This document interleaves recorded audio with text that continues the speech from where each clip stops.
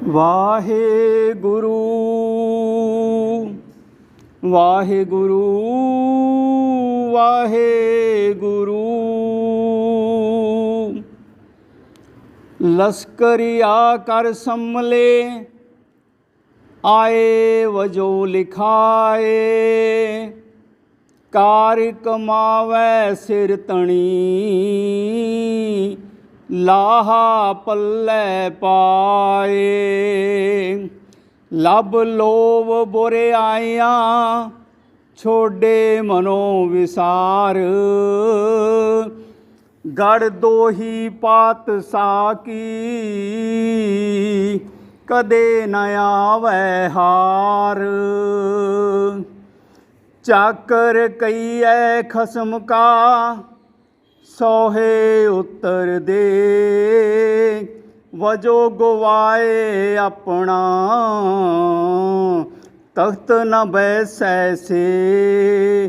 ਪ੍ਰੀਤਮ ਹੱਥ ਵਡਿਆਈਆਂ ਜੈ ਪਾਵੈ ਤੈ ਦੇ, ਆਪ ਕਰੇ ਕਿਸ ਆਖੀਐ ਅਵਰ ਨ ਕੋਇ ਕਰੇ।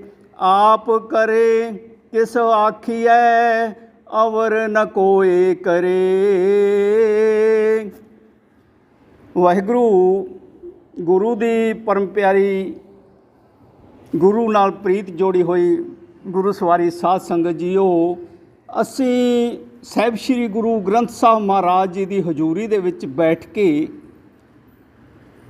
ਕਈ ਦਿਨਾਂ ਤੋਂ ਸਾਹਿਬ ਸ਼੍ਰੀ ਗੁਰੂ ਨਾਨਕ ਦੇਵ ਮਹਾਰਾਜ ਜੀ ਦੀ ਦੱਖਣੀ ਓਂਕਾਰ ਦੀ ਬਾਣੀ ਜਿਹੜੀ ਹੈ ਨਾ, ਉਸ ਦਾ ਅਸੀਂ ਵਿਚਾਰ ਕਰ ਰਹੇ ਹਾਂ।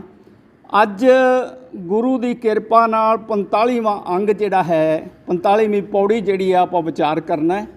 ਆਓ ਸਤਿਗੁਰੂ ਸਾਹਿਬ ਆਪਾਂ ਨੂੰ ਕੀ ਬਖਸ਼ਿਸ਼ ਕਰਦੇ ਹੈ, ਕਿਸ ਤਰ੍ਹਾਂ ਸਮਝਾਉਂਦੇ ਹੈ ਕਿ ਸਾਡਾ ਜੀਵਨ ਭਾਈ ਕਿਸ ਤਰ੍ਹਾਂ ਦਾ ਸੁੱਚਾ ਹੋ ਸਕਦਾ ਹੈ, ਕਿਸ ਤਰ੍ਹਾਂ ਅਸੀਂ ਪਰਮਾਤਮਾ ਦੇ ਨਾਲ ਮਿਲਣ ਕਰ ਸਕਦੇ ਹਾਂ। ਸਾਧ ਸੰਗਤ ਜੀ, ਗੁਰੂ ਸਾਹਿਬ ਬਖਸ਼ਿਸ਼ ਕਰਦੇ ਹੈ, ਲਸ਼ਕਰੀਆਂ ਕਰ ਸੰਮਲੇ ਆਏ ਵਜੋ ਲਿਖਾਏ, ਕਾਰ ਕਮਾਵੈ ਸਿਰ ਤਣੀ ਲਾਹਾ ਪੱਲੇ ਪਾਏ। ਲਸ਼ਕਰੀਆ ਕਹਿੰਦੇ ਆ ਲਸ਼ਕਰ ਨੂੰ। ਲਸ਼ਕਰ ਭਾਵ ਜਿਵੇਂ ਕਿਸੇ ਦੀ ਰੱਖਿਆ ਕਰਨ ਵਾਸਤੇ ਫੌਜ ਹੁੰਦੀ ਹੈ ਨਾ, ਉਹਨੂੰ ਲਸ਼ਕਰ ਕਹਿੰਦੇ ਆ। ਅਤੇ ਗੁਰੂ ਸਾਹਿਬ ਕਹਿੰਦੇ ਆ ਵੀ ਇਹ ਪਰਮਾਤਮਾ ਦੇ ਪਿਆਰੇ ਵੀ ਜਿਹੜੇ ਆ ਇਹ ਲਸ਼ਕਰੀਏ ਹੁੰਦੇ ਆ। ਭਾਵ ਇਹ ਆਪਣੇ ਫਰਜ਼ ਨੂੰ ਸਮਝਦੇ ਹੋਏ ਪਰਮਾਤਮਾ ਦਾ ਘਰ ਸੰਭਾਲਦੇ ਆ। ਸੰਭਾਲਦੇ ਮਤਲਬ ਉਹਦੀ ਰੱਖਿਆ ਕਰਦੇ ਆ, ਉਸ ਦਾ ਸਿਮਰਨ ਕਰਦੇ ਆ, ਉਸ ਦੀ ਸਾਰੇ ਕਾਰਜ ਪਰਮਾਤਮਾ ਦੇ ਜਿੰਨੇ ਵੀ ਹੁੰਦੇ ਆ ਨਾ, ਇਹ ਲੋਕ ਜਿਨ੍ਹਾਂ ਨੂੰ ਅਸੀਂ ਜੇ ਆਮ ਮੋਟੇ ਤੌਰ 'ਤੇ ਮੈਂ ਕਹਾਂ ਤਾਂ ਜਿਨ੍ਹਾਂ ਨੂੰ ਅਸੀਂ ਕਹਿ ਦਿੰਦੇ ਹਾਂ ਨਾ ਕਈ ਵਾਰੀ ਸਾਡੇ ਸ਼ਹੀਦਾਂ ਦਾ ਪਹਿਰਾ ਲੱਗਿਆ ਹੋਇਆ ਹੈ, ਇਸ ਸਥਾਨ 'ਤੇ ਸ਼ਹੀਦਾਂ ਦਾ ਪਹਿਰਾ ਲਿਆ, ਉਸੇ ਨੂੰ ਹੀ ਗੁਰੂ ਸਾਹਿਬ ਲਸ਼ਕਰੀਆ ਕਹਿੰਦੇ ਆ।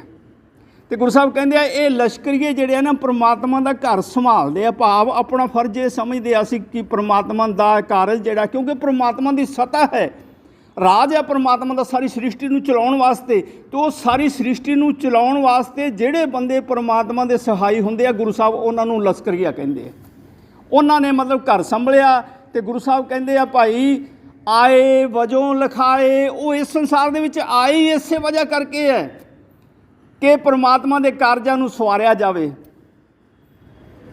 ਪਰਮਾਤਮਾ ਦੀ ਸਤਾ ਨੂੰ ਕਾਇਮ ਰੱਖਿਆ ਜਾਵੇ। ਦਾਸ ਬਚਨ ਕਰਦਾ ਹੁੰਦਾ ਕਈ ਵਾਰੀ ਕਿ ਸਾਹਿਬ ਸ਼੍ਰੀ ਗੁਰੂ ਗੋਬਿੰਦ ਸਿੰਘ ਜੀ ਦੇ ਨਾਲ ਜਿੰਨੇ ਵੀ ਸਿੰਘ ਆਏ ਸੀ ਨਾ, ਜਾਂ ਜਿਨ੍ਹਾਂ ਨੇ ਸਿੱਖ ਧਰਮ ਦੇ ਇਤਿਹਾਸ ਦੇ ਵਿੱਚ ਆਪਣੀਆਂ ਕੁਰਬਾਨੀਆਂ ਦਿੱਤੀਆਂ, ਭਾਈ ਤਾਰੂ ਸਿੰਘ ਜੀ ਵਰਗੇ, ਭਾਈ ਮਣੀ ਸਿੰਘ ਜੀ ਵਰਗੇ, ਜਿਨ੍ਹਾਂ ਦੇ 52 ਜਿਹੜੇ ਰਿਸ਼ਤੇਦਾਰ ਸੀ ਉਹ ਗੁਰੂ ਗੋਬਿੰਦ ਸਿੰਘ ਜੀ ਦੇ ਸੇਵਾਦਾਰ ਸੀ ਔਰ ਸ਼ਹੀਦੀਆਂ ਪ੍ਰਾਪਤ ਕੀਤੀਆਂ। ਅਤੇ ਇਹ ਪਰਮਾਤਮਾ ਦੀ ਕਿਰਪਾ ਨਾਲ ਪਰਮਾਤਮਾ ਤੋਂ ਹੀ ਲਿਖਾ ਕੇ ਆਉਂਦੇ ਆ ਕਿ ਤੁਸੀਂ ਗੁਰੂ ਗੋਬਿੰਦ ਸਿੰਘ ਜੀ ਦੇ ਨਾਲ ਜਾ ਕੇ ਉਹਨਾਂ ਦੀ ਸਹਾਇਤਾ ਕਰਨੀ ਹੈ ਮੇਰਾ ਰਾਜ ਚਲਾਉਣ ਦੇ ਵਿੱਚ। ਪਰਮਾਤਮਾ ਦੀ ਸਤਾ ਹੈ, ਇੱਕ ਸ੍ਰਿਸ਼ਟੀ ਚੱਲ ਰਹੀ ਹੈ ਪਰਮਾਤਮਾ ਦੀ ਸਤਾ ਨਾਲ। ਹੁਣ ਅੱਗੇ ਗੁਰੂ ਸਾਹਿਬ ਕਹਿੰਦੇ ਆ ਫਿਰ ਬਈ ਕਾਰ ਕਮਾਵੈ ਸਿਰ ਧਣੀ ਲਾਹਾ ਪੱਲੇ ਪਾਏ। ਉਹ ਫਿਰ ਰੂਹਾਂ ਜਿਹੜੀਆਂ ਨਾ ਪਰਮਾਤਮਾ ਦੇ ਨਾਮ ਦੀ ਕਾਰ ਕਰਦੀਆਂ। ਪਰ ਸਿਰ ਧਣੀ ਭਾਵ ਸਿਰ, ਸਾਡੇ ਸਿਰਾਂ ਦਾ ਧਣੀ ਜਿਹੜਾ ਪਰਮਾਤਮਾ, ਉਸ ਦੇ ਕਰਮ ਕਰਦੀਆਂ, ਉਸ ਦੇ ਕਾਰਜ ਸਵਾਰਦੀਆਂ, ਉਸ ਦੇ ਰਾਹ ਦੇ ਵਿੱਚ ਆਪਣਾ ਆਪ ਨਿਸ਼ਾਵਰ ਵੀ ਕਰ ਦਿੰਦੀਆਂ। ਔਰ ਉਹ ਸੱਚ ਨੂੰ ਕਾਇਮ ਰੱਖਦੀਆਂ। ਗੁਰੂ ਸਾਹਿਬ ਕਹਿੰਦੇ ਆ ਲਾਹਾ ਪੱਲੇ ਪਾਏ, ਫਿਰ ਇਹ ਰੂਹਾਂ ਨੂੰ ਪਰਮਾਤਮਾ ਦੀ ਬਖਸ਼ਿਸ਼ ਪ੍ਰਾਪਤ ਹੁੰਦੀ ਹੈ, ਭਾਵ ਲਾਹਾ ਪ੍ਰਾਪਤ ਹੋ ਜਾਂਦਾ ਹੈ, ਖੁਸ਼ੀਆਂ ਮਿਲਦੀਆਂ, ਬਖਸ਼ਿਸ਼ ਮਿਲਦੀ ਹੈ। ਤੋ ਸਾਧ ਸੰਗਤ ਜੀ ਲੱਭ ਲੋਭ ਬੁਰਿਆਈਆਂ ਛੋੜੇ, ਲੱਭ ਲੋਭ ਬੁਰਿਆਈਆਂ ਛੋੜੇ ਮਨੋਂ ਵਿਸਾਰ, ਗੜ ਦੋਹੀ ਪਾਤਸ਼ਾਹ ਕੀ ਕਦੇ ਨਾ ਆਵੇ ਹਾਰ। ਫਿਰ ਇਹਨਾਂ ਰੂਹਾਂ ਨੂੰ ਗੁਰੂ ਸਾਹਿਬ ਕਹਿੰਦੇ ਆ ਵੀ ਕੀ ਹੁੰਦਾ ਕਿ ਇਹ ਸੰਸਾਰ ਦੇ ਵਿੱਚ ਜਦੋਂ ਵਿਚਰਦੀਆਂ ਨਾ ਤੇ ਆਪਣਾ ਲਵ ਮਤਲਬ ਤਮਾ ਤ੍ਰਿਸ਼ਨਾ, ਮਤਲਬ ਪਦਾਰਥਾਂ ਦੀ ਤ੍ਰਿਸ਼ਨਾ, ਹੋਰ ਕਾਮ ਵਾਸਨਾ ਦੀ ਤ੍ਰਿਸ਼ਨਾ, ਲੋਭ ਮਤਲਬ ਲਾਲਚ, ਪਦਾਰਥਾਂ ਨੂੰ ਕਿਸੇ ਤੋਂ ਲੈ ਫਲਾਨਾ ਪਦਾਰਥ ਮੇਰੇ ਕੋਲੇ ਆ ਜਾਵੇ ਮੈਂ ਉਹਦੇ ਕੋਲੋਂ ਖੋਹ ਲਵਾਂ ਫਲਾਨਾ, ਐਸਾ ਲਾਲਚ, ਬੇਈਮਾਨੀ ਕਰਨੀ। ਇਹ ਗੁਰੂ ਸਾਹਿਬ ਕਹਿੰਦੇ ਆ ਵੀ ਬੁਰਾਈਆਂ, ਲੋਭ, ਲਾਲਚ ਸਾਰੇ ਛੋੜ ਦਿੰਦੀਆਂ ਇਹ ਰੂਹਾਂ। ਤੇ ਕੀ ਕਰਦੀਆਂ? ਛੋਡੇ ਮਨੋਂ ਵਿਸਾਰ, ਇਹ ਸਾਰੇ ਜਿਹੜੇ ਆ ਮਨਾਂ ਤੋਂ ਵਿਸਾਰ ਕੇ ਛੱਡ ਦਿੰਦੀਆਂ ਬੁਰਾਈਆਂ, ਲੋਭ, ਲਾਲਚ, ਉਹ ਇਹ ਰੂਹਾਂ। ਤੇ ਕੀ ਹੁੰਦਾ? ਗੜ ਦੋਹੀ ਪਾਤਸ਼ਾਹ ਕੀ ਕਦੇ ਨਾ ਆਵੇ ਹਾਰ।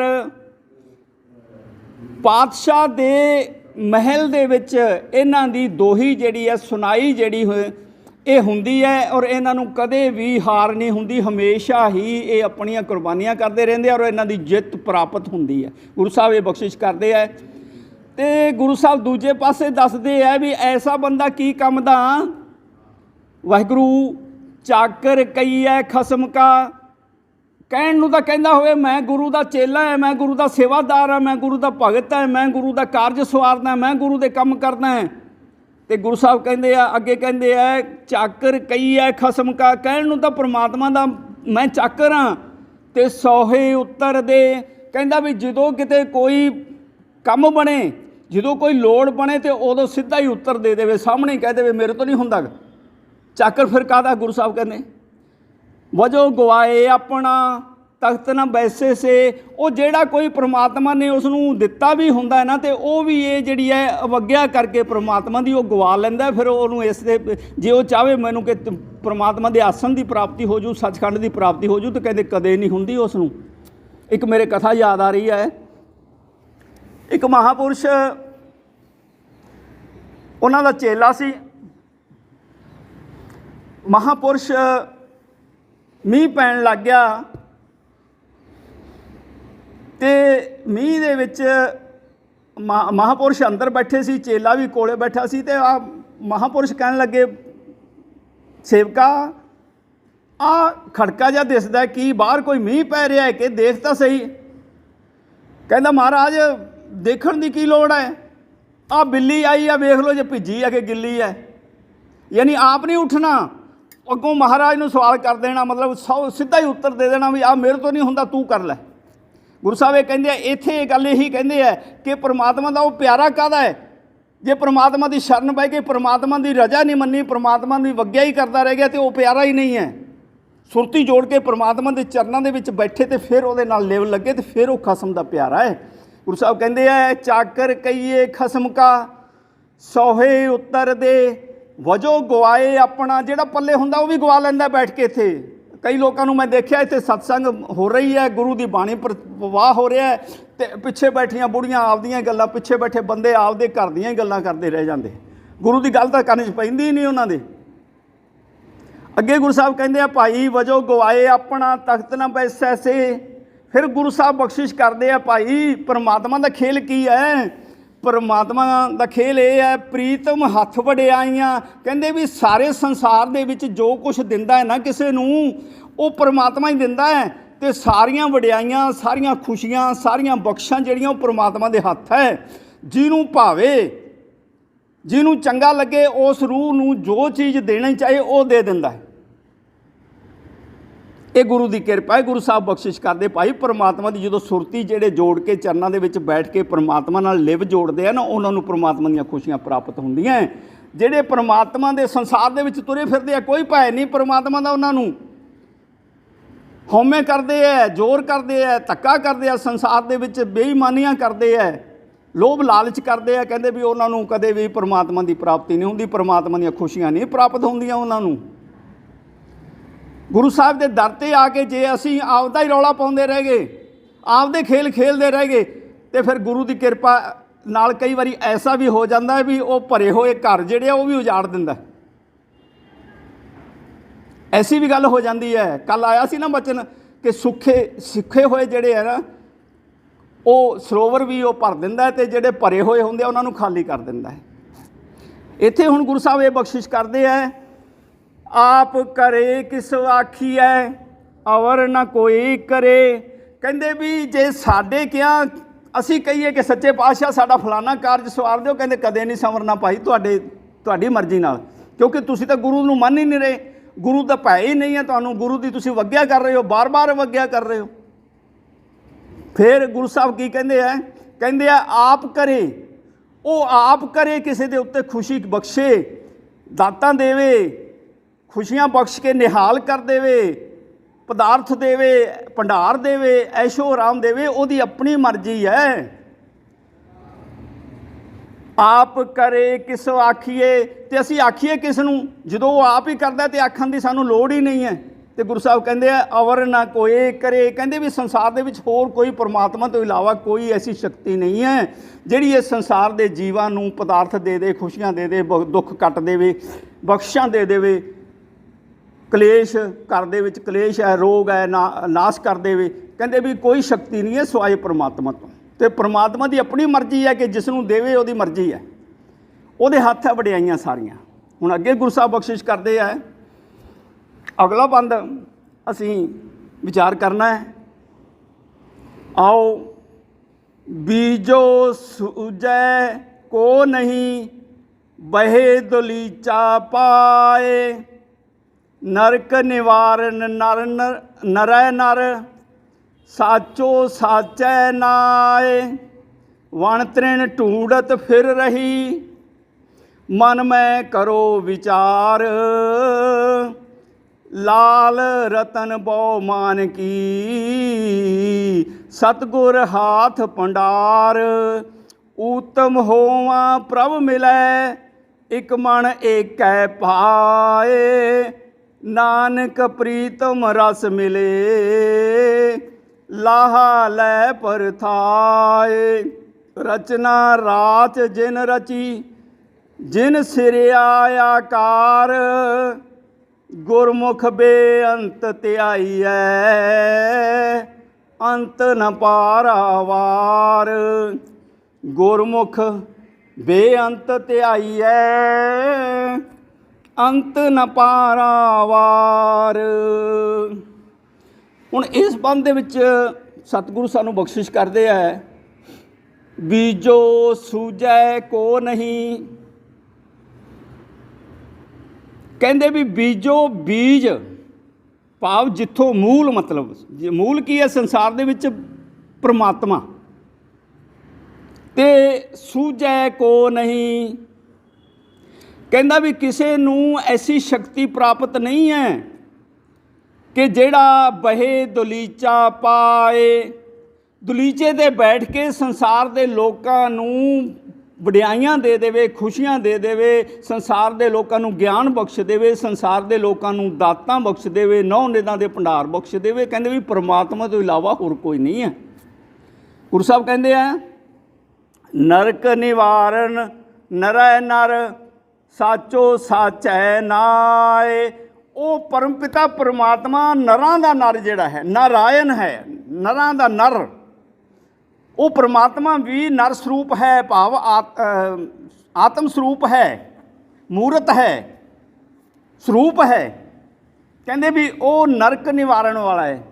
ਜੇ ਉਹਦੀ ਖੁਸ਼ੀ ਹੋਵੇ ਨਾ ਤਾਂ ਸਾਡੇ ਕਰਮਾਂ ਦੇ ਵਿੱਚ ਜੇ ਕਿਤੇ ਨਰਕ ਵੀ ਲਿਖਿਆ ਹੋਇਆ, ਦੁੱਖ ਵੀ ਲਿਖਿਆ, ਕਲੇਸ਼ ਵੀ ਲਿਖਿਆ, ਕਸ਼ਟ ਵੀ ਲਿਖਿਆ ਹੈ, ਅਤੇ ਜੇ ਪਰਮਾਤਮਾ ਦੀ ਕਿਰਪਾ ਹੋ ਜਾਵੇ ਤਾਂ ਉਹ ਔਗਣਾਂ ਨੂੰ ਨਹੀਂ ਦੇਖਦਾ ਕਦੇ ਵੀ।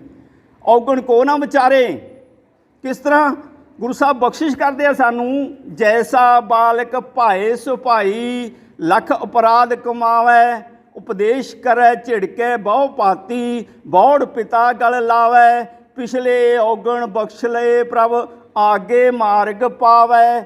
ਇਹ ਪਰਮਾਤਮਾ ਦੀ ਕਿਰਪਾ ਹੀ ਹੈ ਕਿ ਜੇ ਉਹ ਚਾਹਵੇ ਤੇ ਜਿਸ ਨੂੰ ਮਰਜ਼ੀ ਬਖਸ਼ ਸਕਦਾ ਹੈ। ਇਹ ਉਹਦਾ ਨਰਕ जीव का जिहड़ा वो निवारना परमात्मा के हत्थ है। तो कहता भी ये परमात्मा किवें मिलदा, कहता साचो साचै नाए। वो सच्चा परमपिता परमात्मा जिहड़ा ना, वो परमात्मा के सच्चे नाम द्वारा ही मेहरबान हुंदा है।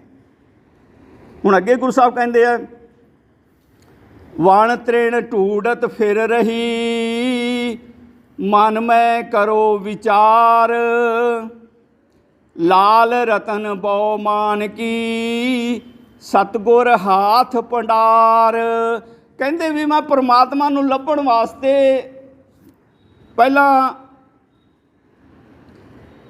वण दे विच, तृण मतलब तृण कहते तिणकियां नूं, घाह दे तिणके हुंदे आ ना, कहते भी मैं उत्थे जंगलों दे विच जिहड़ी है ना बड़ा ढूंढिया परमात्मा नूं, फिरदी रही लभदी रही पर मैनूं परमात्मा नहीं मिलिया।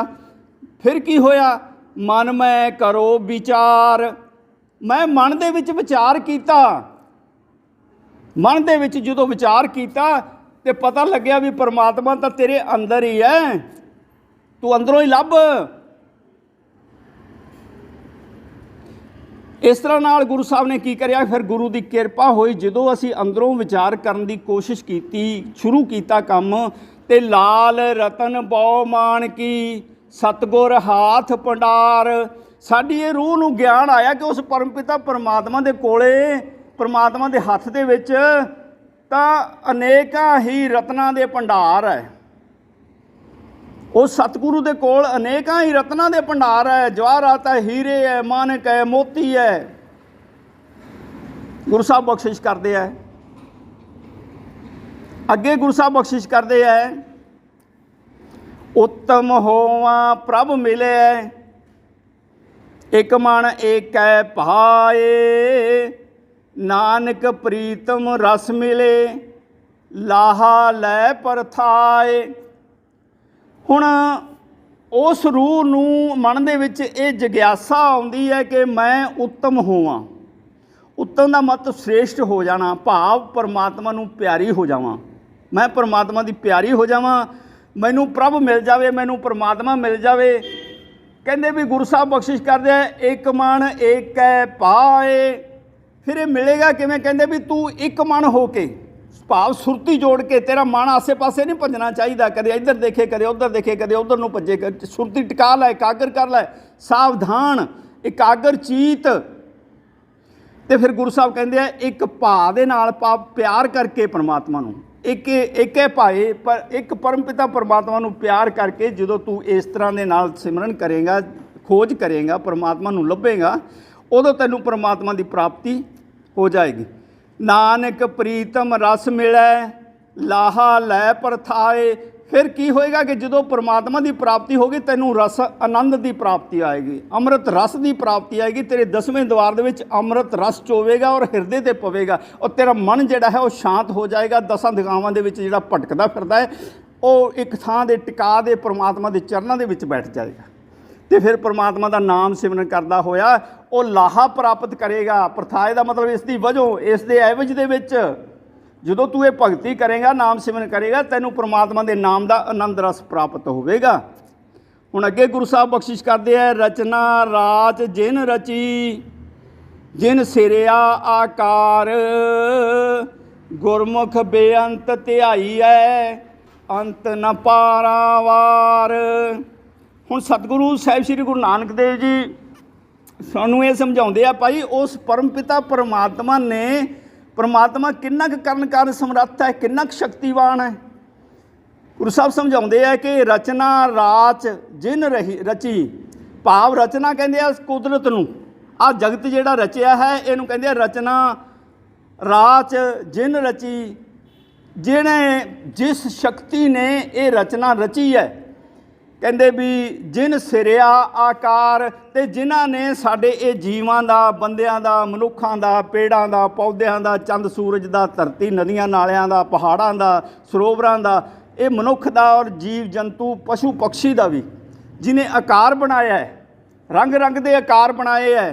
कहंदे भी गुरु साहब कहंदे है, गुरमुख बेअंत ध्याई है। हे गुरमुख प्यारे, ਭਾਵ ਗੁਰਮੁਖ ਪਿਆਰਾ ਕਦੋਂ ਹੁੰਦਾ? ਜਦੋਂ ਗੁਰੂ ਦੀ ਰਜ਼ਾ ਨੂੰ ਮੰਨਣਾ ਸ਼ੁਰੂ ਕਰ ਦਿੰਦਾ, ਗੁਰੂ ਦੀ ਮੱਤ ਨੂੰ ਮੰਨਣਾ ਸ਼ੁਰੂ ਕਰ ਦਿੰਦਾ, ਗੁਰੂ ਦੇ ਹੁਕਮ ਨੂੰ ਮੰਨ ਕੇ ਆਪਣੇ ਅੰਤਰ ਹਿਰਦੇ ਦੇ ਵਿੱਚ ਗੁਰੂ ਨੂੰ ਸਮਰਪਿਤ ਹੋ ਜਾਂਦਾ ਹੈ। ਉਹਨੂੰ ਕਹਿੰਦੇ ਆ ਗੁਰਮੁਖ। ਤੇ ਗੁਰਮੁਖ ਨੂੰ ਕਹਿੰਦੇ ਆ ਵੀ ਤੂੰ ਭਾਈ ਪਰਮਾਤਮਾ ਦਾ ਨਾਮ ਧਿਆ। ਜਦੋਂ ਤੂੰ ਪਰਮਾਤਮਾ ਦਾ ਨਾਮ ਧਿਆਏਗਾ ਨਾ ਤੇ ਅੰਤ ਨਾ ਪਾਰਾਵਾਰ, ਤੇਰੇ ਤੇ ਵੀ ਐਸੀ ਕਿਰਪਾ ਹੋ ਜਾਏਗੀ ਕਿ ਉਹ ਤੂੰ ਉਸ ਦੀ ਕਿਰਪਾ ਦੁਆਰਾ ਇੰਨਾ ਸ਼ਕਤੀਵਾਨ ਹੋ ਜਾਏਗਾ, ਇੰਨਾ ਗਿਆਨਵਾਨ ਹੋ ਜਾਏਗਾ, ਇੰਨਾ ਪਰਮਾਤਮਾ ਦੇ ਨੇੜੇ ਨਹੀਂ ਪਰ ਕੇ ਪਰਮਾਤਮਾ ਦੇ ਮਿਲਣ ਦੇ ਵਿੱਚ ਆ ਜਾਏਗਾ ਕਿ ਤੇਰਾ ਵੀ ਜਿਹੜਾ ਹੈ, ਗੁਰੂ ਸਾਹਿਬ ਕਹਿੰਦੇ ਨਾ ਬ੍ਰਹਮ ਗਿਆਨੀ ਆਪ ਪਰਮੇਸ਼ਰ। ਜਦੋਂ ਬ੍ਰਹਮ ਗਿਆਨ ਦੀ ਪ੍ਰਾਪਤੀ ਹੋ ਗਈ ਉਦੋਂ ਪਰਮੇਸ਼ਰ ਸਰੂਪ ਹੋ ਗਿਆ ਤੇ ਪਰਮੇਸ਼ਰ ਦਾ ਵੀ ਕੋਈ ਪਾਰਾਵਾਰ ਨਹੀਂ ਹੈ ਤੇ ਬ੍ਰਹਮ ਗਿਆਨੀ ਦਾ ਜਿਸ ਨੂੰ ਪਰਮਾਤਮਾ ਦੀ ਪ੍ਰਾਪਤੀ ਹੋ ਗਈ ਉਹਦਾ ਵੀ ਕੋਈ ਪਾਰਾਵਾਰ ਨਹੀਂ। ਗੁਰੂ ਸਾਹਿਬ ਇਹ ਬਖਸ਼ਿਸ਼ ਕਰਦੇ। ਹੁਣ ਅੱਗੇ ਬਖਸ਼ਿਸ਼ ਕਰਦੇ ਆ ਭਾਈ ਗੁਰਮੁਖ ਪਿਆਰਿਓ। ਅਗਲਾ ਬੰਦ ਹੈ, ਅੜਾੜੈ ਰੂੜਾ ਹਰ ਜਿਉ ਸੋਈ, ਤਿਸ ਬਿਨ ਰਾਜਾ ਅਵਰ ਨ ਕੋਈ। ਅੜਾੜੈ ਗਾਰਡ ਤੁਮ ਸੁਣੋ, ਹਰ ਵਸੈ ਮਨ ਮਾਹੇ, ਗੁਰ ਪ੍ਰਸਾਦੀ ਹਰ ਪਾਈਐ, ਮਤ ਕੋ ਭਰਮ ਭੁਲਾਹੇ। ਸੋ ਸਾਚਾ ਜਿਸ ਹਰ ਧਨ ਰਾਸ, ਗੁਰਮੁਖ ਪੂਰਾ ਤਿਸ ਸਾਬਾਸ। ਰੂੜੀ ਬਾਣੀ ਹਰ ਪਾਇਆ, ਗੁਰ ਸਬਦੀ ਵਿਚਾਰ।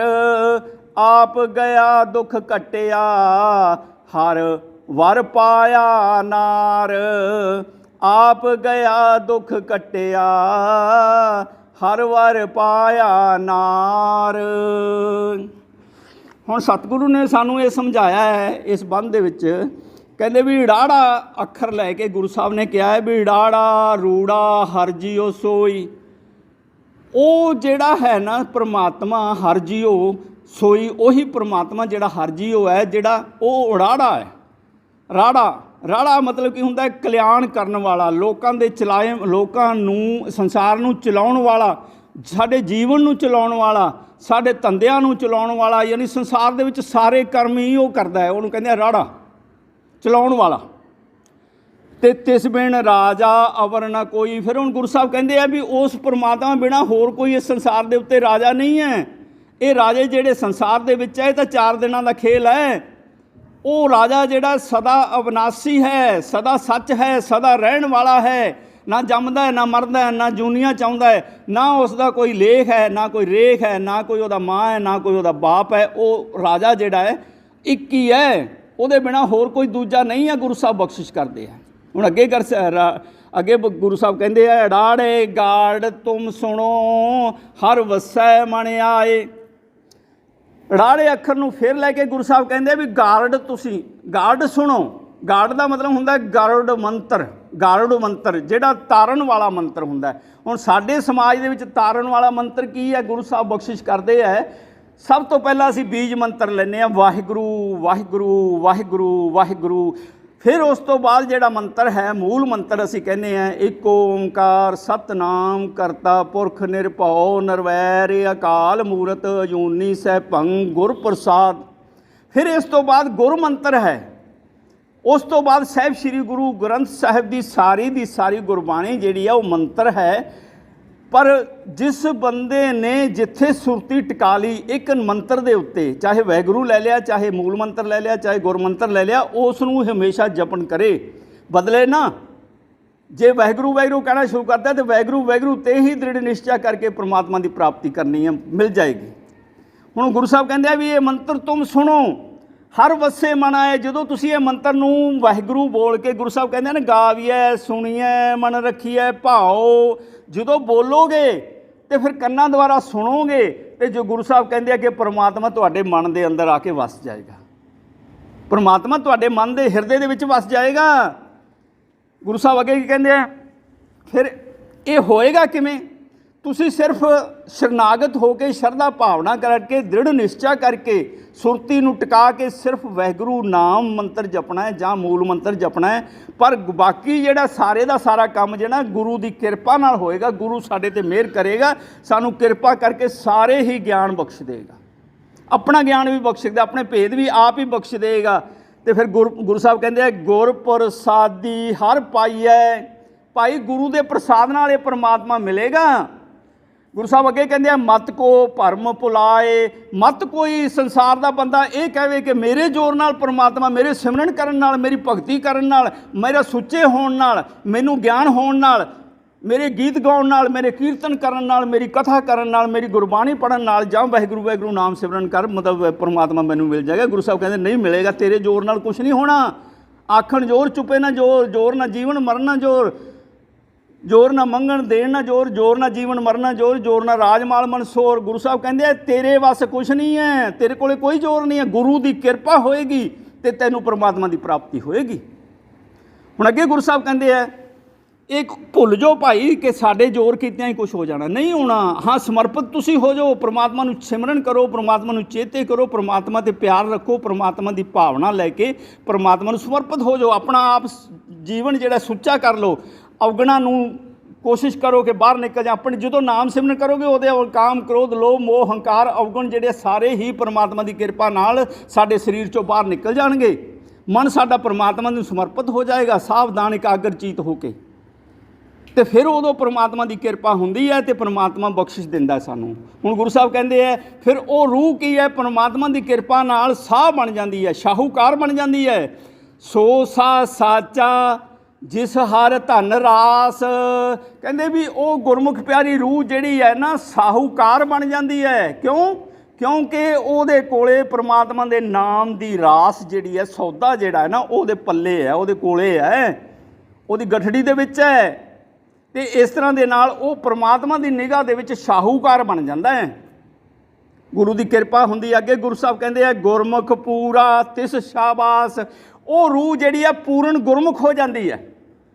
ਫਿਰ ਮੈਂ ਪਹਿਲਾਂ ਵੀ ਦੱਸ ਚੁੱਕਿਆ ਕਿ ਜਿਹੜਾ ਗੁਰੂ ਦੀ ਮੱਤ ਨੂੰ ਮੰਨਦਾ ਹੈ, ਜਿਹੜਾ ਗੁਰੂ ਨਾਲ ਪਿਆਰ ਕਰਦਾ ਹੈ, ਜਿਹੜਾ ਗੁਰੂ ਦੀ ਸ਼ਰਨ ਰਹਿੰਦਾ ਹੈ ਜਾਂ ਗੁਰੂ ਦਾ ਨਾਮ ਸਿਮਰਨ ਕਰਦਾ, ਯਾਨੀ ਹਰ ਸਮੇਂ ਗੁਰੂ ਨੂੰ ਮੁੱਖ ਰੱਖਦਾ ਹੈ ਤੇ ਉਹ ਗੁਰਮੁਖ ਹੋ ਜਾਂਦੀ ਹੈ। ਤੇ ਗੁਰੂ ਸਾਹਿਬ ਕਹਿੰਦੇ ਉਸ ਨੂੰ ਤਿਸ ਸ਼ਾਬਾਸ਼, ਕਹਿੰਦੇ ਉਸ ਨੂੰ ਪਰਮਾਤਮਾ ਸ਼ਾਬਾਸ਼ ਦਿੰਦਾ ਹੈ, ਸ਼ਾਬਾਸ਼ ਦਿੰਦਾ ਹੈ। ਸ਼ਾਬਾਸ਼, ਤੂੰ ਮੇਰਾ ਨਾਮ ਸਿਮਰਨ ਕੀਤਾ, ਸੰਸਾਰ ਦੇ ਵਿੱਚ ਜਾ ਕੇ ਮਾਇਆ ਨੇ ਤੈਨੂੰ ਘੇਰਾ ਪਾਇਆ ਸੀ, ਪਰ ਤੂੰ ਨਿਕਲ ਕੇ ਮੇਰੀ ਸ਼ਰਨ ਦੇ ਵਿੱਚ ਆਇਆ, ਮੇਰਾ ਸਿਮਰਨ ਕੀਤਾ, ਸ਼ਾਬਾਸ਼ ਹੈ, ਤੂੰ ਸੂਰਮਾ ਹੈ। ਗੁਰੂ ਸਾਹਿਬ ਇਹ ਕਹਿੰਦੇ ਆ। ਹੁਣ ਅੱਗੇ ਗੁਰੂ ਸਾਹਿਬ ਕਹਿੰਦੇ ਆ ਰੂੜੀ ਬਾਣੀ ਹਰ ਪਾਇਆ ਗੁਰ ਸ਼ਬਦੀ ਵਿਚਾਰ।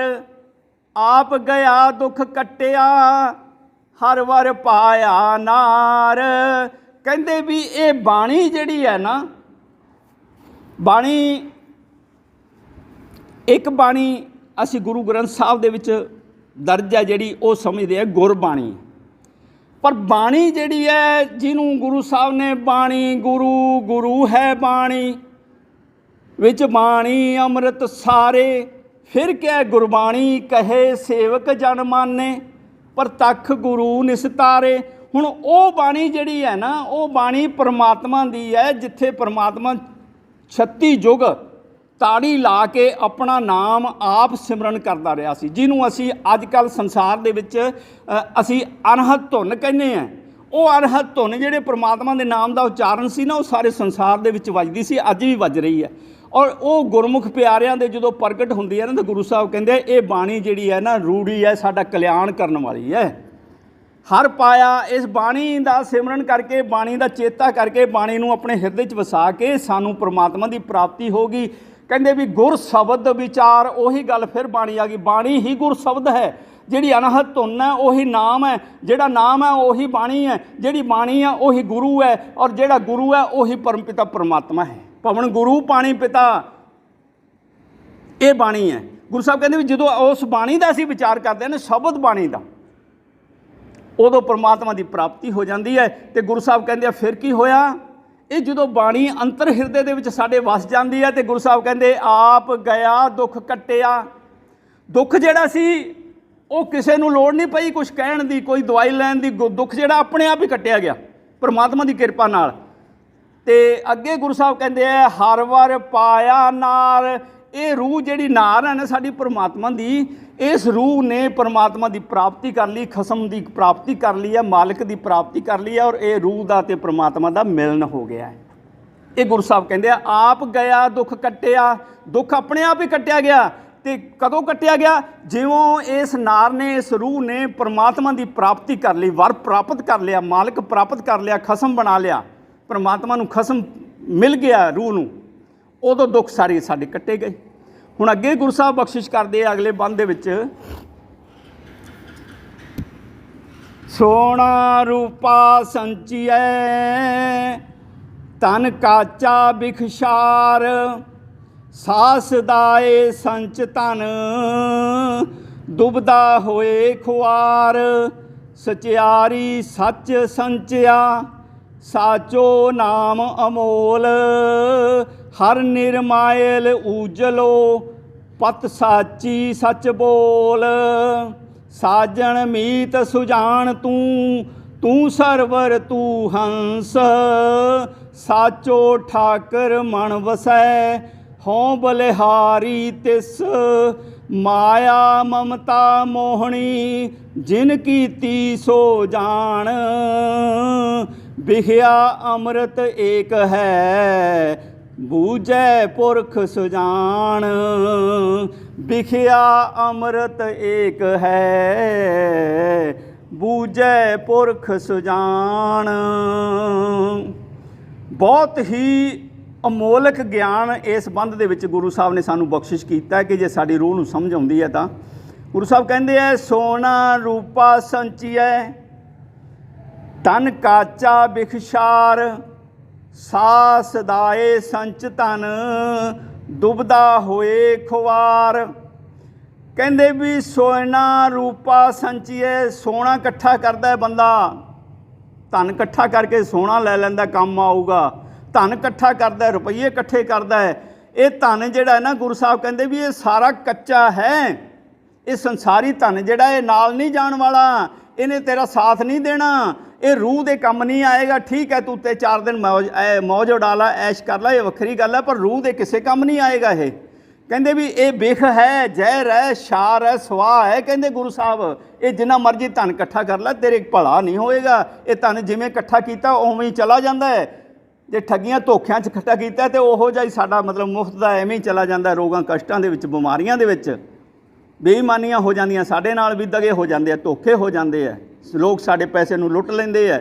ਪਰ ਗੁਰੂ ਸਾਹਿਬ ਕਹਿੰਦੇ ਆ, ਸਾਸ ਦਾ ਇਹ ਸੰਚ ਧਨ, ਇਸ ਰੂਹ ਨੂੰ ਸੰਸਾਰ ਦਾ ਧਨ ਇਕੱਠਾ ਕਰਕੇ ਕੁਛ ਇਸ ਤਰ੍ਹਾਂ ਲੱਗਦਾ ਕਿ ਮੈਂ ਸ਼ਾਹੂਕਾਰ ਹੋ ਗਿਆ, ਮੈਂ ਸੇਠ ਹੋ ਗਿਆ। ਆਪਣੇ ਆਪ ਨੂੰ ਕਹਿੰਦਾ ਮੈਂ ਸ਼ਾਹ ਹੈ, ਸ਼ਾਹ ਸਦਾਉਂਦਾ ਸੰਸਾਰ ਦੇ ਵਿੱਚ। ਤੇ ਗੁਰੂ ਸਾਹਿਬ ਕਹਿੰਦੇ ਆ, ਇਹ ਧਨ ਇਕੱਠਾ ਕਰਕੇ ਸ਼ਾਹ ਤਾਂ ਖਵਾ ਲੈਂਦਾ ਹੈ, ਪਰ ਦੁਬਦਾ ਹੋਏ ਖਵਾਰ। ਦੁਬਦਾ ਇਹ ਹੁੰਦੀ ਹੈ ਕਿ ਕਦੇ ਤਾਂ ਇਹ ਮਾਇਆ ਦੇ ਚੱਕਰ 'ਚ ਭੱਜਿਆ ਹੀ ਫਿਰਦਾ ਤੇ ਕਦੇ ਆਪਣੇ ਦਿਖਾਵੇ ਵਾਸਤੇ ਹੌਂ ਕਰਦਾ, ਮੈਂ ਪਰਮਾਤਮਾ ਦਾ ਸੇਵਕ ਹਾਂ, ਮੈਂ ਸੇਵਾ ਕਰਦਾ, ਮੈਂ ਗੁਰੂ ਦੀ ਬਾਣੀ ਪੜ੍ਹਦਾ। ਪਰ ਮਨ ਜਿਹੜਾ ਉਹ ਮਾਇਆ ਦੇ ਵਿੱਚ, ਦੁਬਦਾ ਦੇ ਵਿੱਚ ਹੁੰਦਾ ਹੈ। ਕਦੇ ਮਾਇਆ 'ਚ ਹੁੰਦਾ, ਕਦੇ ਪਰਮਾਤਮਾ ਦੇ ਨੇੜੇ ਆਉਣ ਦੀ ਕੋਸ਼ਿਸ਼ ਕਰਦਾ, ਪਰ ਦੁਬਦਾ ਦੇ ਵਿੱਚ ਇਹਦਾ ਕੁਛ ਵੀ ਭਲਾ ਨਹੀਂ ਹੁੰਦਾ, ਮਤਲਬ ਖੁਆਰ ਹੁੰਦਾ ਹੈ। ਇਹ ਕਸ਼ਟ ਪਾਉਂਦਾ ਹੈ, ਦੁੱਖ ਪਾਉਂਦਾ ਹੈ। ਤੇ ਅੱਗੇ ਗੁਰੂ ਸਾਹਿਬ ਕਹਿੰਦੇ ਆ, ਸਚਿਆਰੀ ਸੱਚ ਸੰਚਿਓ ਸਾਚੋ ਨਾਮ ਅਮੋਲ, ਹਰ ਨਿਰਮਾਇਲ ਊਜਲੋ ਪਤ ਸਾਚੀ ਸੱਚ ਬੋਲ। ਕਹਿੰਦੇ ਵੀ ਜਿਹੜੀ ਸਚਿਆਰੀ ਰੂਹ ਹੁੰਦੀ ਹੈ ਨਾ, ਸਚਿਆਰੀ ਰੂਹ ਦਾ ਮਤਲਬ ਹੈ ਕਿ ਜਿਹਨੂੰ ਕੋਈ ਦਾਗ ਨਹੀਂ ਹੈ। ਗੁਰੂ ਸਾਹਿਬ ਕਹਿੰਦੇ ਕਿਵੇਂ ਹੋਊਗੀ? ਕਿਵ ਸਚਿਆਰਾ ਹੋਈ ਹੈ, ਕਿਵ ਕੂੜਾ ਟੁੱਟੇ ਪਾਲ, ਤੇ ਹੁਕਮ ਰਜਾਈ ਚੱਲਣਾ ਨਾਨਕ ਲਿਖਿਆ ਨਾਲ। ਗੁਰੂ ਸਾਹਿਬ ਕਹਿੰਦੇ ਆ, ਹੁਕਮ ਦੇ ਵਿੱਚ ਜਿਹੜੀ ਰੂਹ ਚੱਲਦੀ ਹੈ, ਗੁਰੂ ਦੀ ਕਿਰਪਾ ਨਾਲ, ਉਹ ਹੁਕਮ ਪਰਮਾਤਮਾ ਦਾ ਇਸ ਦੇ ਨਾਲ ਹੀ ਹੈ, ਔਰ ਉਹ ਸਚਿਆਰੀ ਹੋ ਜਾਂਦੀ ਹੈ। ਹੁਣ ਇਹ ਸਚਿਆਰੀ ਰੂਹ ਕੀ ਕਰਦੀ ਹੈ?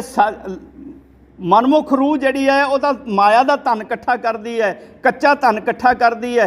ਪਰ ਸਚਿਆਰੀ ਰੂਹ ਜਿਹੜੀ ਹੈ ਉਹ ਸੱਚ ਦਾ ਧਨ ਇਕੱਠਾ ਕਰਦੀ ਹੈ, ਤੇ ਨਾਲ ਹੀ ਸਾਚੋ ਨਾਮ ਅਮੋਲ, ਆਪਣੇ ਹਿਰਦੇ ਦੇ ਵਿੱਚ ਸੱਚੇ ਨਾਮ, ਅਮੋਲਕ ਜਿਹੜਾ ਨਾਮ ਹੈ, ਉਸ ਨੂੰ ਇਕੱਠਾ ਕਰ ਲੈਂਦੀ ਹੈ। ਅੱਗੇ ਗੁਰੂ ਸਾਹਿਬ ਕਹਿੰਦੇ ਆ, ਹਰ ਨਿਰਮਾਇਲ ਉਜਲੋ। ਇਸ ਤਰ੍ਹਾਂ ਦੇ ਨਾਲ ਉਹ ਪਰਮ ਪਿਤਾ ਪਰਮਾਤਮਾ ਜਿਹੜਾ ਨਿਰਮਲ ਹੈ, ਜਿਹੜਾ ਆਪ ਉਜਲ ਹੈ, ਔਰ ਦੂਸਰਿਆਂ ਨੂੰ ਵੀ ਉਜਲ ਕਰ ਦਿੰਦਾ ਹੈ, ਮੁੱਖ ਰੋਸ਼ਨ ਕਰ ਦਿੰਦਾ ਹੈ, ਮੁੱਖ ਉਜਲ ਕਰ ਦਿੰਦਾ ਹੈ। ਗੁਰੂ ਸਾਹਿਬ ਕਹਿੰਦੇ ਨਾ, ਜਿਨੀ ਨਾਮ ਧਿਆਇਆ ਗਏ ਮੁਸਕਤ ਘਾਲ, ਨਾਨਕ ਤੇ ਮੁਖ ਉਜਲੇ ਕੀਤੀ ਛੁੱਟੀ ਨਾਲ। ਇਹ ਨਿਰਮਾਇਲ ਪਰਮਾਤਮਾ ਜਿਹੜਾ ਆਪ ਵੀ ਉਜਲ ਹੈ, ਤੇ ਜਿਹੜਾ ਇਸ ਦੀ ਸ਼ਰਨ ਹੋ ਕੇ ਇਸ ਦਾ ਨਾਮ ਸਿਮਰਨ ਕਰਦਾ ਹੈ, ਉਹਦਾ ਵੀ ਮੁੱਖ ਜਿਹੜਾ ਉਜਲ ਕਰ ਦਿੰਦਾ ਹੈ। ਹੁਣ ਗੁਰੂ ਸਾਹਿਬ ਕਹਿੰਦੇ ਆ ਕਿ ਉਸ ਦੀ ਸੰਸਾਰ ਦੇ ਵਿੱਚ ਪੱਤ ਹੁੰਦੀ ਹੈ, ਸਾਚੀ ਪੱਤ ਸੱਚੀ ਹੁੰਦੀ ਹੈ, ਤੇ ਉਹਦੇ ਮੁਖ ਦੇ ਵਿੱਚ, ਉਹਦੇ ਹਿਰਦੇ ਦੇ ਵਿੱਚ ਸੱਚ ਦੇ ਬੋਲ ਹੁੰਦੇ ਆ। ਕਦੇ ਉਹ ਕੂੜ ਨਹੀਂ ਕਰਦਾ, ਕਦੇ ਉਹ ਝੂਠ ਨਹੀਂ ਬੋਲਦਾ, ਕਦੇ ਉਹ ਪਾਪ ਕਰਮ ਨਹੀਂ ਕਰਦਾ, ਕਦੇ ਉਹ ਕਿਸੇ ਨਾਲ ਧੱਕਾ ਜ਼ੋਰ ਨਹੀਂ ਕਰਦਾ, ਹਮੇਸ਼ਾ ਨੀਵਾਂ ਰਹਿਣ ਦੀ ਕੋਸ਼ਿਸ਼ ਕਰਦਾ ਹੈ। ਨਾਨਕ ਨੀਵਾਂ ਜੋ ਚਲੈ ਲਗੇ ਨਾ ਤੱਤੀ ਵਾਓ, ਐਸੀ ਅਵਸਥਾ ਦੇ ਵਿੱਚ ਉਹ ਰਹਿਣ ਦੀ ਕੋਸ਼ਿਸ਼ ਕਰਦਾ ਹੈ। ਹੁਣ ਅੱਗੇ ਗੁਰੂ ਸਾਹਿਬ ਕਹਿੰਦੇ ਆ ਵੀ ਸਾਚਣ ਮੀਤ ਸੁਜਾਨ ਤੂੰ ਸਰਵਰ ਤੂੰ ਹੰਸ। ਜਦੋਂ ਇਹ ਰੂਹ ਨੂੰ ਪਰਮਾਤਮਾ ਦਾ ਗਿਆਨ ਆਉਂਦਾ ਤੇ ਫਿਰ ਇਸ ਨੂੰ ਇਹ ਗਿਆਨ ਆਉਂਦਾ ਕਿ ਇਹ ਪਰਮਪਿਤਾ ਪਰਮਾਤਮਾ ਜਿਹੜਾ ਨਾ ਸੱਜਣ ਹੈ, ਸੱਜਣ ਪੁਰਸ਼ ਹੈ, ਭਾਵ ਕਿਸੇ ਦਾ ਬੁਰਾ ਕਰਨ ਵਾਲਾ ਨਹੀਂ ਹੈ, ਇਹਦਾ ਕਿਸੇ ਨਾਲ ਵੈਰ ਨਹੀਂ ਹੈ, ਇਹਦਾ ਕਿਸੇ ਨਾਲ ਵਿਰੋਧ ਨਹੀਂ ਹੈ, ਇਹਨੂੰ ਕਿਸੇ ਦਾ ਭਾਵ ਨਹੀਂ ਹੈ, ਨਾ ਇਹ ਕਿਸੇ ਨੂੰ ਭਾਵ ਦਿਖਾਉਂਦਾ ਹੈ। ਤੇ ਇਸ ਤਰ੍ਹਾਂ ਦੇ ਨਾਲ ਇਹ ਸੱਜਣ ਸਾਡਾ ਮਿੱਤਰ ਹੈ, ਭਾਵ ਪਰਮਾਤਮਾ ਸਾਡੀ ਰੂਹ ਦਾ ਸਹਾਈ ਹੈ। ਸੰਸਾਰ ਦੇ ਵਿੱਚ ਇਸ ਰੂਹ ਦਾ ਜਿਹੜਾ ਸਾਥੀ ਹੈ ਉਹ ਸਿਰਫ ਤੇ ਸਿਰਫ ਮਿੱਤਰ ਜਿਹੜਾ ਹੈ ਇੱਕੋ ਇੱਕ ਪਰਮਪਿਤਾ ਪਰਮਾਤਮਾ ਹੈ, ਹੋਰ ਕੋਈ ਵੀ ਨਹੀਂ ਹੈ ਸੰਸਾਰ ਦੇ ਵਿੱਚ। ਕਹਿੰਦੇ ਵੀ ਉਹ ਉਸ ਨੂੰ ਇਹ ਸਮਝ ਆਉਂਦੀ ਹੈ ਤੂੰ ਸੁਜਾਨ ਹੈ, ਭਾਵ ਤੂੰ ਜਾਣਦਾ ਸਾਰਾ ਕੁਝ, ਸਾਰੇ ਸੰਸਾਰ ਨੂੰ ਜਾਣਦਾ ਹੈ। ਸੰਸਾਰ ਦੀ ਇੱਕ ਇੱਕ ਗੱਲ ਨੂੰ, ਸੋਚੀ ਹੋਈ ਗੱਲ ਨੂੰ ਵੀ, ਮਨ ਦੇ ਵਿੱਚ ਜਿਹੜੀ ਸੋਚੀ ਹੋਈ ਹੈ ਜਿਹੜੀ ਉਹਨੂੰ ਵੀ ਜਾਣਦਾ ਹੈ। ਜਿਹੜੀ ਸੋਚ ਕੇ ਤੂੰ ਕਰਮ ਕਰ ਦਿੱਤਾ ਹੈ ਤੇ ਉਹਨੂੰ ਤਾਂ ਜਾਣਦਾ ਹੀ ਜਾਣਦਾ ਹੈ। ਜੋ ਕਰਮ ਹੁੰਦਾ ਤਾਂ ਉਹ ਸਾਖਸ਼ਾਤ ਵਿੱਚ ਉਹ ਸੰਸਾਰ ਦੇ ਵਿੱਚ ਆ ਜਾਂਦਾ ਹੈ। ਪਰ ਪਰਮਾਤਮਾ ਉਹ ਵੀ ਜਾਣਦਾ, ਅੰਤਰਜਾਮੀਆਂ ਜਿਹੜੀਆਂ ਸਾਡੇ ਮਨ ਦੇ ਵਿੱਚ ਸੋਚੀਆਂ ਗੱਲਾਂ ਹੁੰਦੀਆਂ। ਕਿਸੇ ਦੇ ਪ੍ਰਤੀ ਬੁਰਾ ਸੋਚ ਲਿਆ, ਪਰਮਾਤਮਾ ਉਹਦਾ ਦੋਸ਼ ਲਿਖ ਦਿੰਦਾ, ਤੂੰ ਫਲਾਣੇ ਪ੍ਰਤੀ ਬੁਰਾਈ ਸੋਚੀ ਸੀ, ਤੂੰ ਮਾੜਾ ਕੀਤਾ ਸੀ, ਫਲਾਣੇ ਦਾ ਮਾੜਾ ਸੋਚਿਆ ਸੀ, ਕੀਤਾ ਨਹੀਂ ਹਾਲੇ, ਪਰ ਦੋਸ਼ ਲੱਗ ਗਿਆ, ਪਰਮਾਤਮਾ ਨੇ ਲਿਖ ਦਿੱਤਾ। ਅੱਗੇ ਗੁਰੂ ਸਾਹਿਬ ਕਹਿੰਦੇ ਆ ਭਾਈ ਉਹ ਪਰਮਪਿਤਾ ਪਰਮਾਤਮਾ ਜਿਹੜਾ ਹੈ ਨਾ, ਉਹਨੂੰ ਇਹ ਰੂਹ ਨੂੰ ਇਹ ਗਿਆਨ ਆ ਜਾਂਦਾ ਕਿ ਪਰਮਾਤਮਾ ਸਰੋਵਰ ਹੈ, ਅੰਮ੍ਰਿਤ ਦਾ ਸਰੋਵਰ ਹੈ। ਉਹ ਐਸਾ ਸਰੋਵਰ ਹੈ ਕਿ ਜਿੱਥੇ ਜਿਹੜੇ ਵੀ ਲੋਕ ਅੰਮ੍ਰਿਤ ਪੀਂਦੇ ਹੈ ਉਹਨਾਂ ਦਾ ਜੀਵਨ ਜਿਹੜਾ ਨਿਹਾਲ ਹੋ ਜਾਂਦਾ ਹੈ, ਉਹਨਾਂ ਨੂੰ ਨੌ ਨਿਧਾਂ ਦੀ ਪ੍ਰਾਪਤੀ ਹੋ ਜਾਂਦੀ ਹੈ। ਤੇ ਗੁਰੂ ਸਾਹਿਬ ਕਹਿੰਦੇ ਆ ਉਹ ਹੰਸ ਬਣ ਜਾਂਦੇ ਆ। ਉਸ ਰੂਹ ਨੂੰ ਇਹ ਗਿਆਨ ਆ ਜਾਂਦਾ ਕਿ ਪਰਮਾਤਮਾ ਆਪ ਵੀ ਹੰਸ ਹੈ, ਔਰ ਜਦੋਂ ਅਸੀਂ ਇਸ ਪਰਮਾਤਮਾ ਦਾ ਨਾਮ ਸਿਮਰਨ ਕਰਦੇ ਹਾਂ ਸਾਡੀ ਰੂਹ ਵੀ ਹੰਸ ਬਣ ਜਾਂਦੀ ਹੈ, ਔਰ ਹੰਸ ਦਾ ਜਿਹੜਾ ਹੈ ਅਖੀਰ ਦੇ ਵਿੱਚ ਜਾ ਕੇ ਮੇਲ ਹੋ ਜਾਂਦਾ ਹੈ। ਇਹ ਗੁਰੂ ਦੀ ਕਿਰਪਾ ਹੈ। ਹੁਣ ਗੁਰੂ ਸਾਹਿਬ ਅੱਗੇ ਸਮਝਾਉਂਦੇ ਹੈ, ਸਾਚੋ ਠਾਕਰ ਮਨ ਵਸੈ ਹਉ ਬਲਿਹਾਰੀ ਤਿਸ ਮਾਇਆ ਮਮਤਾ ਮੋਹਣੀ। ਸਾਚੋ ਠਾਕਰ ਮਨ ਵਸੈ ਹਉ ਬਲਿਹਾਰੀ ਤਿਸ। ਫਿਰ ਕੀ ਹੁੰਦਾ ਹੈ ਕਿ ਜਦੋਂ ਐਸੀ ਅਵਸਥਾ ਬਣਦੀ ਹੈ ਨਾ ਰੂਹ ਦੀ ਸਾਡੀ, ਤੇ ਉਹ ਠਾਕਰ ਜਿਹੜਾ ਹੈ ਨਾ ਬੰਧਨਾਂ ਨੂੰ ਠਾਕਣ ਵਾਲਾ, ਰੋਗਾਂ ਕਸ਼ਟਾਂ ਨੂੰ ਠਾਕਣ ਵਾਲਾ, ਸਾਡੀ ਮਨਮੱਤ ਨੂੰ ਠਾਕਣ ਵਾਲਾ, ਸਾਨੂੰ ਗੁਰਮਤਿ ਬਖਸ਼ਣ ਵਾਲਾ, ਔਰ ਸਾਡੇ ਪਾਪ ਕਰਮਾਂ ਨੂੰ ਠਾਕਣ ਵਾਲਾ ਜਿਹੜਾ ਹੈ ਨਾ ਉਹ ਪਰਮਪਿਤਾ ਪਰਮਾਤਮਾ ਸੱਚਾ ਠਾਕੁਰ ਜਿਹੜਾ ਹੈ ਨਾ ਉਹ ਸਾਡੇ ਮਨ ਦੇ ਵਿੱਚ ਵਸ ਜਾਂਦਾ ਹੈ। ਔਰ ਫਿਰ ਰੂਹ ਹਉ ਬਲਿਹਾਰੀ ਤੇ ਮੈਂ, ਉਹ ਰੂਹ ਕਹਿੰਦੀ ਹੈ ਕਿ ਮੈਂ ਉਸ ਦੇ ਸਦਾ ਬਲਿਹਾਰ ਜਾਂਦੀ ਹਾਂ, ਉਸ ਤੋਂ ਇਲਾਵਾ ਮੈਨੂੰ ਕੋਈ ਦਿਸਦਾ ਹੀ ਨਹੀਂ ਹੈ। ਮੈਂ ਉਸ ਨੂੰ ਹਮੇਸ਼ਾ ਸਮਰਪਿਤ ਰਹਿੰਦੀ ਹਾਂ, ਮੈਂ ਉਸ ਨੂੰ ਹਮੇਸ਼ਾ ਪਿਆਰ ਕਰਦੀ ਹਾਂ, ਮੈਂ ਉਸ ਦੇ ਸਦਾ ਜਿਹੜਾ ਹੈ ਚਰਨਾਂ ਦੇ ਵਿੱਚ ਬੈਠ ਕੇ ਉਸ ਦੇ ਚਰਨਾਂ 'ਚ ਉਸ ਨਾਲ ਲਿਵ ਜੋੜੀ ਰੱਖਦੀ ਹਾਂ। ਇਹ ਗੁਰੂ ਦੀ ਕਿਰਪਾ ਹੈ। ਅੱਗੇ ਗੁਰੂ ਸਾਹਿਬ ਕਹਿੰਦੇ ਮਾਇਆ ਮਮਤਾ ਮੋਹਣੀ ਜਿਨ ਕੀਤੀ ਸੋ ਜਾਣ। ਹੁਣ ਗੁਰੂ ਸਾਹਿਬ ਸਾਨੂੰ ਸਮਝਾਉਂਦੇ ਆ, ਇਸ ਕਰਕੇ ਗੁਰਮੁਖ ਪਿਆਰਿਆ, ਹੇ ਮਨੁੱਖ ਤੂੰ ਭਾਵੇਂ ਹਾਲੇ ਨਹੀਂ ਲੱਗਿਆ ਪਰ ਜਗਿਆਸੂ ਹੋ ਕੇ ਪਰਮਾਤਮਾ ਦੇ ਚਰਨਾਂ 'ਚ ਲੱਗ। ਔਰ ਉਹ ਮਾਇਆ ਮਮਤਾ ਮੋਹਣੀ ਜਿਸਨੇ ਇਹ ਮਾਇਆ ਨੂੰ ਪੈਦਾ ਕੀਤਾ ਹੈ, ਇਹ ਸੰਸਾਰ ਦੀ ਕੁਦਰਤ ਜਿਹੜੀ ਸਾਰੀ ਮਮਤਾ ਮਾਇਆ ਹੈ, ਸਾਡੀ ਮਮਤਾ ਜਿਹੜੀ ਹੈ ਇਹ ਪਰਮਾਤਮਾ ਨੇ ਪੈਦਾ ਕੀਤੀ ਹੈ, ਜਿਹੜੀ ਸਾਨੂੰ ਮੋਹਣੀ ਮੋਹ ਲੱਗ ਰਹੀ ਹੈ, ਸਾਨੂੰ ਮੋਹ ਰਹੀ ਹੈ, ਸਾਨੂੰ ਬੜੀ ਚੰਗੀ ਲੱਗ ਰਹੀ ਹੈ ਮਾਇਆ। ਇਹ ਸੰਸਾਰ ਸਾਨੂੰ ਬੜਾ ਚੰਗਾ ਲੱਗ ਰਿਹਾ ਹੈ ਤੇ ਪਰਮਾਤਮਾ ਦਾ ਨਾਮ ਅਸੀਂ ਵਿਸਾਰਾ ਹੀ ਕਰ ਦਿੰਦੇ ਹਾਂ, ਕਈ ਵਾਰੀ ਦੂਰ ਦੂਰ ਰਹਿੰਦੇ ਹਾਂ। ਪਰ ਗੁਰੂ ਸਾਹਿਬ ਕਹਿੰਦੇ ਨਹੀਂ, ਜਿਹਨੇ ਮਾਇਆ ਕੀਤੀ ਹੈ ਉਸ ਨੂੰ ਜਾਣ।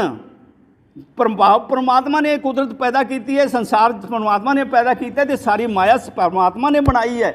ਤੇ ਪਰਮਾਤਮਾ ਨੂੰ ਤੂੰ ਜਾਣ, ਪਰਮਾਤਮਾ ਨੂੰ ਆਪਣੇ ਹਿਰਦੇ ਦੇ ਵਿੱਚ ਸਮਝ ਕੇ ਵਿਚਾਰ ਕਰਕੇ ਨਾਮ ਦੁਆਰਾ ਪਰਮਾਤਮਾ ਨੂੰ ਜਾਣ। ਪਰਮਾਤਮਾ ਦੇ ਭੇਦ ਤੈਨੂੰ ਪਰਮਾਤਮਾ ਆਪਣੇ ਆਪ ਦੱਸ ਦੇਗਾ। ਹੁਣ ਅੱਗੇ ਗੁਰੂ ਸਾਹਿਬ ਬਖਸ਼ਿਸ਼ ਕਰਦੇ ਆ, ਵਿਖਿਆ ਅੰਮ੍ਰਿਤ ਏਕ ਹੈ ਬੂਝੈ ਪੁਰਖ ਸੁਜਾਨ। ਹੁਣ ਇਸ ਤਰ੍ਹਾਂ ਦੀ ਅਵਸਥਾ ਜਿਸ ਰੂਹ ਦੀ ਬਣ ਜਾਂਦੀ ਹੈ ਨਾ, ਤਾਂ ਗੁਰੂ ਸਾਹਿਬ ਕਹਿੰਦੇ ਆ ਵਿਖਿਆ ਭਾਵ ਜ਼ਹਿਰ, ਅੰਮ੍ਰਿਤ। ਗੁਰੂ ਸਾਹਿਬ ਕਹਿੰਦੇ ਆ ਕਿ ਜ਼ਹਿਰ ਔਰ ਅੰਮ੍ਰਿਤ ਦੋਨੇ ਉਸ ਰੂਹ ਵਾਸਤੇ ਇੱਕ ਸਮਾਨ ਹੋ ਜਾਂਦੇ ਹੈ। ਜ਼ਹਿਰ ਵੀ ਉਸ ਦੇ ਵਾਸਤੇ ਅੰਮ੍ਰਿਤ ਹੈ ਤੇ ਅੰਮ੍ਰਿਤ ਵੀ ਜਿਹੜਾ ਉਸ ਦੇ ਵਾਸਤੇ ਜ਼ਹਿਰ ਦੇ ਸਮਾਨ ਹੈ। ਉਹ ਨਾ ਅੰਮ੍ਰਿਤ ਨੂੰ ਕੋਈ ਚੰਗਾ ਸਮਝਦਾ ਤੇ ਨਾ ਕੋਈ, ਕਿਉਂਕਿ ਪਰਮਾਤਮਾ ਦਾ ਜਦੋਂ ਹੁਕਮ ਆਉਂਦਾ ਹੈ ਨਾ ਤੇ ਪਰਮਾਤਮਾ ਦੀ ਕਿਰਪਾ ਦੇ ਨਾਲ ਜ਼ਹਿਰ ਵੀ ਜਿਹੜਾ ਭਾਵ ਦੁੱਖ ਵੀ ਜਿਹੜੇ ਸਾਡੇ ਉਹ ਸੁੱਖ ਬਣ ਜਾਂਦੇ ਆ।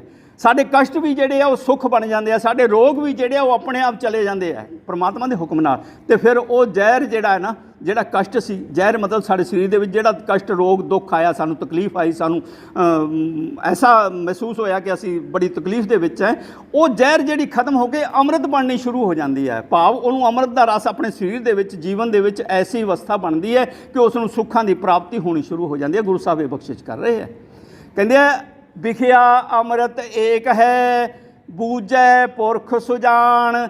ਤੇ ਇਸ ਤਰ੍ਹਾਂ ਨਾਲ ਬੁੱਝਦਾ ਕੌਣ ਹੈ? ਉਹ ਬੰਦੇ, ਉਹ ਰੂਹ, ਉਹ ਗੁਰਮੁਖ ਪਿਆਰੀ ਰੂਹ ਬੁੱਝਦੀ ਹੈ ਜਿਹਨੂੰ ਪਰਮਾਤਮਾ ਦੀ ਬਖਸ਼ਿਸ਼ ਪ੍ਰਾਪਤ ਹੋ ਜਾਂਦੀ ਹੈ। ਜਿਹੜਾ ਬੰਦਾ, ਜਿਹੜੀ ਰੂਹ ਪਰਮਾਤਮਾ ਸੁਜਾਨ ਜਿਹੜਾ ਹੈ, ਜਾਣਨਹਾਰ ਹੈ, ਅੰਮ੍ਰਿਤ ਅੰਤਰਜਾਮੀ ਹੈ, ਜਦੋਂ ਉਸ ਨੂੰ ਜਾਣ ਲੈਂਦੀ ਹੈ, ਜਦੋਂ ਪਰਮਾਤਮਾ ਉਸ ਦੇ ਅੰਗ ਸੰਗ ਹੋ ਜਾਂਦਾ ਹੈ, ਉਦੋਂ ਇਸ ਨੂੰ ਇਸ ਰੂਹ ਦਾ ਗਿਆਨ ਹੋ ਜਾਂਦਾ ਹੈ। ਉਸ ਨੂੰ ਉਸ ਵਾਸਤੇ ਉਹ ਜਿਹੜਾ ਨਾ ਦੁੱਖ ਵੀ ਜਿਹੜਾ ਹੈ ਉਹ ਸੁੱਖ ਬਣਨੇ ਸ਼ੁਰੂ ਹੋ ਜਾਂਦੇ ਆ, ਦੁੱਖ ਕਲੇਸ਼ ਆਪਣੇ ਆਪ ਚਲੇ ਜਾਂਦੇ ਆ। ਗੁਰੂ ਸਾਹਿਬ ਕਹਿੰਦੇ ਹੈ 40ਵੀਂ ਪੌੜੀ ਦੇ ਵਿੱਚ ਬਾਰ-ਬਾਰ ਸਾਨੂੰ ਕਹਿੰਦੇ, ਅਸੀਂ ਰੋਜ਼ ਪੜ੍ਹਦੇ ਹਾਂ, ਇਸੇ ਵਾਸਤੇ ਸਾਨੂੰ ਪੜ੍ਹਨ ਵਾਸਤੇ ਕਿਹਾ ਹੋਇਆ ਹੈ ਗੁਰੂ ਸਾਹਿਬ ਨੇ, ਕਿ ਆਨੰਦ ਸਾਹਿਬ ਦੇ ਵਿੱਚ 5ਵੀਂ 6ਵੀਂ ਜਿਹੜੀ ਪੌੜੀ ਅਸੀਂ ਪੜ੍ਹਦੇ ਹਾਂ ਨਾ, 40ਵੀਂ, ਅਨੰਦ ਸੁਣੋ ਵਡਭਾਗੀਓ। ਜਦੋਂ ਸਾਡੇ ਅਨਹਦ ਵਜਣੀ ਸ਼ੁਰੂ ਹੋ ਗਈ, ਅਸੀਂ ਸੁਣਨੋਂ ਸ਼ੁਰੂ ਕਰ ਦਿੱਤੀ, ਆਨੰਦ ਸੁਣੋ ਵਡਭਾਗੀਓ, ਸਗਲ ਮਨੋਰਥ ਪੂਰੇ, ਤੁਹਾਡੀਆਂ ਸਾਰੀਆਂ ਇੱਛਾਵਾਂ ਪੂਰੀਆਂ ਕਰ ਦਿਓ ਪ੍ਰਮਾਤਮਾ। ਪਾਰ ਬ੍ਰਹਮ ਪ੍ਰਪਾਇਆ ਉਤਰੇ ਸਗਲ ਬਸੂਰੇ, ਦੁਖ ਰੋਗ ਸੰਤਾਪ ਉਤਰੇ, ਸੁਣੀ ਸੱਚੀ ਬਾਣੀ, ਸੰਤ ਸਾਜਣ ਭੈ ਸਰਸੇ, ਪੂਰੇ ਗੁਰ ਤੇ ਜਾਣੀ।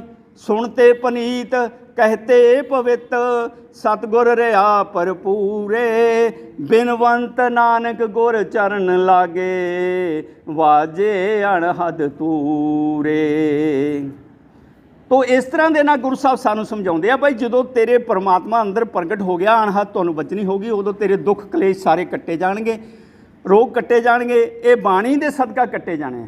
ਜਦੋਂ ਬਾਣੀ ਸੁਣਨੀ ਸ਼ੁਰੂ ਹੋ ਗਈ ਉਦੋਂ ਕੱਟੇ ਜਾਣੇ। ਫਿਰ ਕੀ ਹੋਇਆ? ਇਸ ਬਾਣੀ ਦੇ ਨਾਲ ਸੁਣਨ ਵਾਲੇ ਜਿਹੜੇ ਆ ਉਹ ਪਨੀਤ ਹੋ ਜਾਂਦੇ ਆ, ਪਵਿੱਤਰ ਪਵਿੱਤਰ ਪਵਿੱਤਰ ਪਨੀਤ।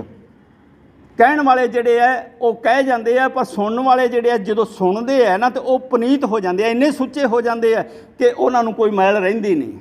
ਉਹ ਪਰਮਾਤਮਾ ਦੀ ਸ਼ਰਨ ਹੋ ਕੇ, ਨਿਰਮਲ ਰੂਹ ਹੋ ਕੇ ਪਰਮਾਤਮਾ ਨਾਲ ਮਿਲਨ ਹੋ ਜਾਂਦਾ ਉਹਨਾਂ ਦਾ। ਔਰ ਵਾਹਿਗੁਰੂ ਦੀ ਕਿਰਪਾ ਹੁੰਦੀ ਹੈ ਕਿ ਇਸ ਸੰਸਾਰ ਦੇ ਵਿੱਚ ਬੈਠਿਆਂ ਹੋਇਆਂ ਹੀ ਉਹ ਜੀਵਤ ਰੂਹਾਂ ਜਿਹੜੀਆਂ ਆਤਮਾ ਔਰ ਪਰਮਾਤਮਾ ਦਾ ਮਿਲਨ ਹੋ ਜਾਂਦਾ ਹੈ, ਔਰ ਉਹ ਜੀਵਤ ਰੂਹਾਂ ਪਰਮਾਤਮਾ ਦਾ ਆਨੰਦ ਮਾਣਦੀਆਂ, ਸੁਖ ਆਨੰਦ ਮਾਣਦੀਆਂ, ਪਰਮਾਨੰਦ ਮਾਣਦੀਆਂ, ਔਰ ਜੀਵਨ ਦੇ ਵਿੱਚ ਜੀਵਤ ਹੋ ਕੇ ਹਮੇਸ਼ਾ ਪਰਮਾਤਮਾ ਦੇ ਨਾਲ ਜੁੜੀਆਂ ਰਹਿੰਦੀਆਂ, ਪਰਮਾਤਮਾ ਦਾ ਨਾਮ ਸਿਮਰਨ ਕਰਦੀਆਂ ਰਹਿੰਦੀਆਂ। ਤੋ ਸਾਧ ਸੰਗਤ ਜੀ, ਇੰਨੀਆਂ ਵਿਚਾਰਾਂ ਕਰਦਾ ਹੋਇਆ ਦਾਸ ਸ਼ਮਾ ਦਾ ਜਾਚਕ ਹੈ। ਵਾਹਿਗੁਰੂ ਜੀ ਕਾ ਖਾਲਸਾ, ਵਾਹਿਗੁਰੂ ਜੀ ਕੀ ਫਤਿਹ।